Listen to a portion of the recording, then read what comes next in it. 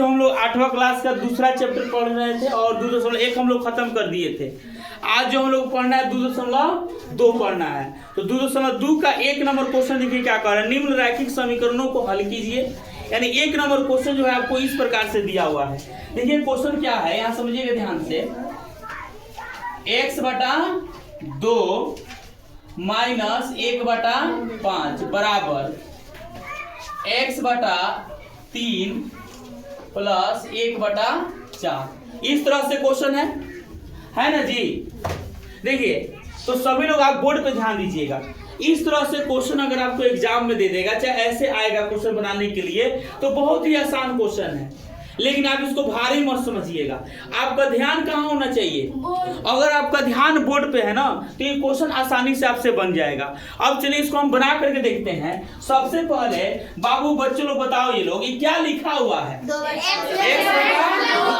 तो यहाँ लिख देंगे x/2 लिखेंगे।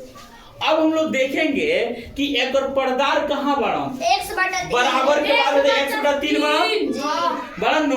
तो x/3 जौन ई बढ़न, ई कौन सी में बढ़न हो? प्लस में। एकरा के उठा के अगर ये बगल फेंक दे तो कौन सी में क्या हो जाएगा? x/3 -1/x/3 हो गया। यहाँ तक समझ में आया? अब आइए, अब बराबर है तो हम यहाँ पे बराबर लिखते हैं। बराबर के बाद अगर ये उठा करके इसको हम इस बगल फेंक दिए हैं तो क्या बच गया? 1/4। अच्छा देखिए, अब अगर पर्दार कहीं दिखत रहा है, ये नो 1/5 कौन सी बड़ा होने चाहिए, तो प्लस में क्या हो जाएगा? 1/5। अब हम देखिए क्या करेंगे, अगला प्रोसेस। 2 और 3 का एलसीएम कितना होगा? तो 2 और 3 के एलसीएम अगर हम करते हैं तो क्या होगा? 6 होगा। तो यहाँ लिखते हैं 6। 2 के पहाड़ में 6 कितना बार में आता है? तो 2 तिहाई 6 और 3 में 1 से गुना करेंगे, यहाँ हो जाएगा 3x। माइनस है तो माइनस। 3 के पहाड़ में 6 कितना बार में आता है? 3 दूना 6। 2 बार में आया तो ऊपर क्या है? x। 2 में 1 से गुना करो, यहाँ हो जाएगा 2x। बराबर है तो बराबर दो। फिर यही प्रोसेस हम इसमें भी करना है। 4 और 5 का एलसीएम क्या होगा? 20 हो जाएगा। अब 4 के पहाड़ में 20 कितना बार में आता है? 5 बार में। इसके ऊपर क्या है? 1 में 5 से गुना करो, कितना हो जाएगा? यहाँ हो जाएगा 5। कोई दिक्कत? प्लस है तो प्लस ले लेते हैं। 5 के पहाड़ा में 20 कितना बार में आता है? 4 बार में। 5 चौका 20। तो ऊपर क्या है हमारा? 1 है। अगर 1 में हम 4 से गुना करेंगे तो 4 आएगा। क्या आएगा जी? 4 आएगा। तो यहाँ पे हम लिख देंगे 4। कोई दिक्कत यहाँ तक? आइए, 3 को x में से और 2 को x अगर हम घटा देंगे क्या हो जाएगा? 1 x बचेगा। x बटा क्या हो जाएगा यहाँ पे? 6। कोई दिक्कत? आइए इधर फिर हम आते हैं। आइए, 5 गो और 4 गो 9 बटा क्या हो गया यहाँ पे? 20। कोई दिक्कत किसी को? अब इस तरह से तो हम निकाल लिए। अब हम लोग क्या करेंगे? तिरछा तिरछी क्या कर देंगे? गुना कर देंगे। गुना करते हैं, बराबर रहेगा तो तिरछा तिरछी क्या करेंगे? गुना करेंगे।